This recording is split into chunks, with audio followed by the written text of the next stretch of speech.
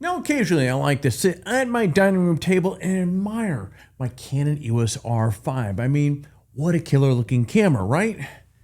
Well, actually, not right now. Mine isn't, because mine's all jacked up. As I shared with you earlier this week, I accidentally dropped it. Well, I had to bring it over to Canon and get that fixed today. Well, what's your point? The point where I'm leading with this, it's a 3-year-old camera right now, which is basically, when you think about it, ancient by camera standards. Now, the time has come for Canon to give this bad boy an update. Now, later in the show, we're going to talk about the latest Canon R5 Mark II rumors, including a juicy little tidbit about a high-resolution sensor with adjustable resolution. Magnificent! But before we dive into that, we've got a couple other important news items to discuss, so let's dive into it. Now, you remember back during the height of the pandemic when we talked about on what seemed like on a weekly basis about how bad the camera market was? Well, that's a distant memory now, because the mirrorless camera sales are, as we used to say it back in the 80s, off the chain. Well, I think we did. Anyways, reports show that global camera sales shipments saw an increase of 17 billion in the first half of 2023 over the same period in 2022. Now, that's good for 20% increase. Not only that, it's a record high value for the 3rd year straight in a row. Those shipment numbers aren't mentioned for the US. It specifically points to China and Japan for being the main drivers of the increased shipments. Now, China had an increase in camera shipments of 44%, while Japan saw an increase of 30%. Now, the European market saw an increase of 9% from 2022 to 2023. Not bad, right? So why the massive increase in camera shipments? Well, Elementary, my dear Watson. as the pandemic has slowed down, more and more people are traveling. In fact, the number of international travelers in the first quarter of this year was more than double of what it was in 22. In all, about 235 million people traveled internationally in the first quarter. Now, though these numbers are encouraging, they still fall short of where the market was prior to the pandemic.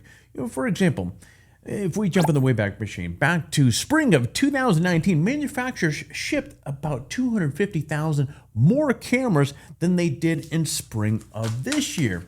Yeah, it's a pretty big number. Still, I mean, at the end of the day, this is encouraging news that the photography industry is continuing to rebound from the pandemic. So, who knows? Maybe this time next year we'll be discussing how the market has fully recovered. Now, before we go any further, though, friends, I'd like to pause for a moment and thank the sponsors of this video.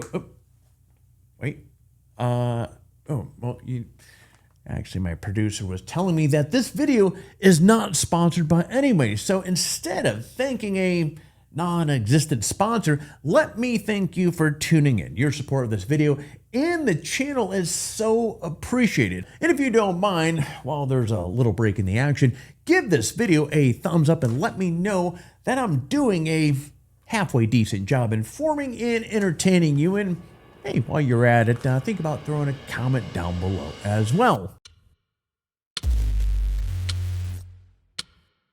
Now that we're firmly into August, this means one thing: school starts soon, and like many other parents, I'm going to be rejoicing that my kid is at home all day.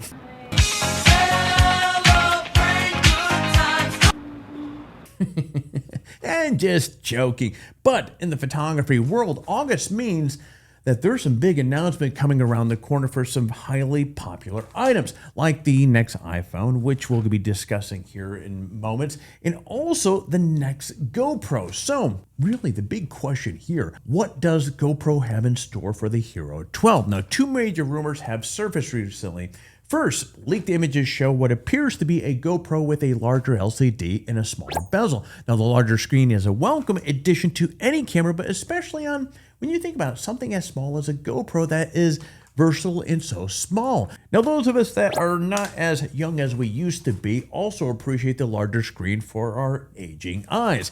Now, second, the leaked photos show a 1-inch sensor clearly written on the side of the GoPro body. Now, rumors suggest that the larger sensor would also mean more resolution, 30 megapixel instead of the Hero's 11 27 megapixel capacity. Now, it's important to note that these rumors come from a source that doesn't have history leaking GoPro rumors. However, the images look legit, so hopefully these are true indications of what's to come. Now, as always, I'm going to keep an eye out for additional details. A lot more information I suspect will be coming in the oncoming week, so stay tuned on that.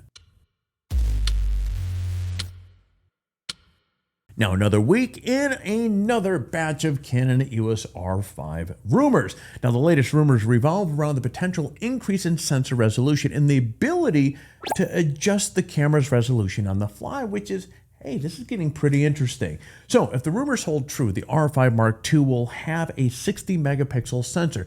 Now, this would put it damn close to the class-leading 61.2 megapixel sensor that's in the Sony A7R5. However, 60 megapixel would be the maximum resolution. Now, rumors also indicate that the R5 II would also give you the option of adjusting the sensor output as well. Now, this would be a great feature because not every photo that you take necessitates 60 megapixel resolution. So, for example, my friend, when I take my camera out to photograph my magical world of yarn gnomes to share in my private gnome Facebook group, hey, I only need images that are a few megapixels, not these ginormous 60 megapixel raw files. And that isn't a far-fetched notion to do this either.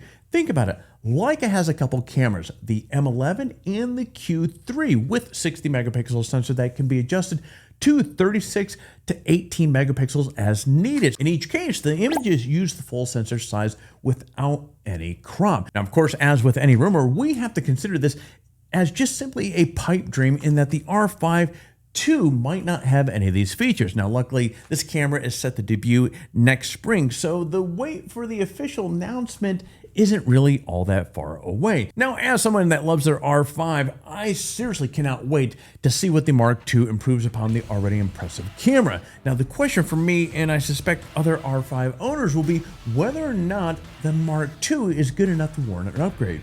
Well, we're going to find out soon enough. But friends, that is all for me. So thanks again for tuning in, and I will see you during the next episode.